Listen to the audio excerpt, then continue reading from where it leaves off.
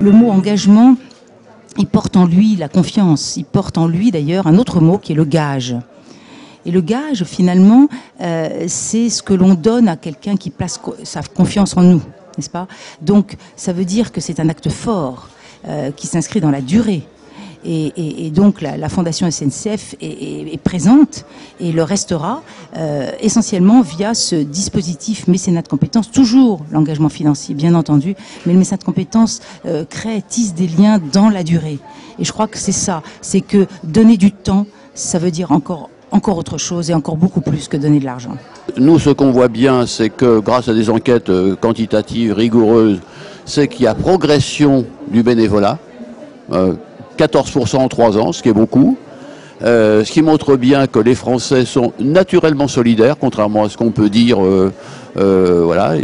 Mais c'est pas pour autant que il faut que les responsables associatifs comprennent que la façon de s'engager aujourd'hui est très différente de ce qu'elle était dans les années 1950-1970. C'est-à-dire comment passer du don de temps, le bénévolat c'est du don de temps, à un engagement associatif, bénévole, plus durable. Et ça, c'est toute une pédagogie qui est complètement différente de ce qu'elle était il y a 70 ans.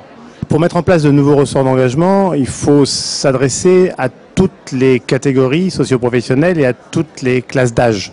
Parce que l'engagement bénévole tel qu'on le connaît au resto depuis maintenant une trentaine d'années commence un peu à ne plus avoir de sens pour les plus jeunes générations.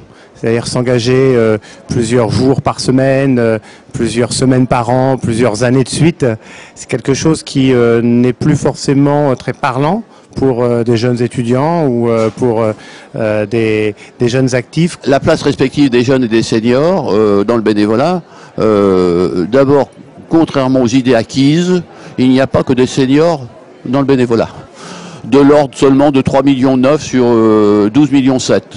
Voilà. Et la deuxième catégorie, ce sont les jeunes, qui aujourd'hui sont 3 millions, bénévoles dans le milieu associatif, ce qui est quand même beaucoup.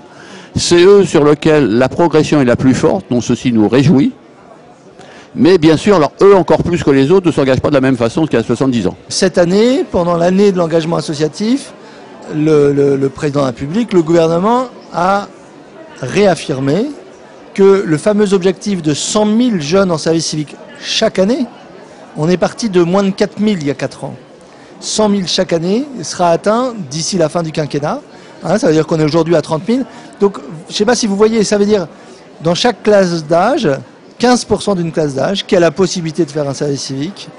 Et ces 100 000 jeunes, s'ils s'engagent à 20 ans, ils seront peut-être pendant 30, 40, 50 ans des bénévoles actifs parce que quand on a touché à l'engagement, en général, on ne se désengage pas. Le développement du service civique, en particulier, fait partie de ces pratiques qui permettent à des jeunes non seulement de s'intégrer, mais d'être utiles, y compris sur des secteurs parfois où on manque d'action. Je pense par exemple sur le secteur de l'accompagnement des personnes âgées à domicile.